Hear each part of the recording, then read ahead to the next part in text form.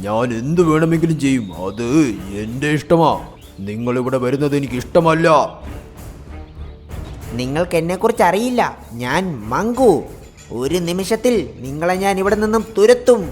എന്റെ ചുണ്ടുകൊണ്ട് ഞാൻ നിന്നെ എങ്ങനെ കൊത്തുമെന്നാൽ പിന്നെ നീ ജീവിതത്തിൽ എഴുന്നേൽക്കുകയില്ല. നിങ്ങൾ രണ്ടുപേരും നിർത്തൂ. ഈ വയസ്സായ മൂങ്ങ ഒറ്റയ്ക്കാണെന്ന് തോന്നുന്നു.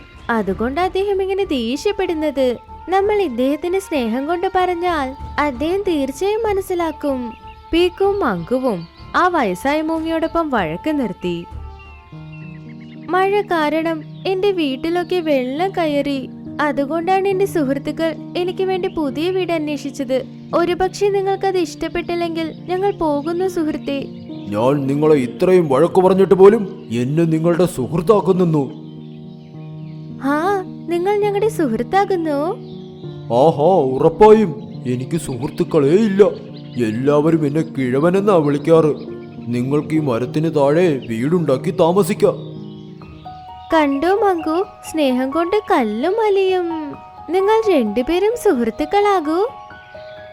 പീക്കു ആ മാവിന് താഴെ അതിന്റെ വീട് നിർമ്മിച്ചു.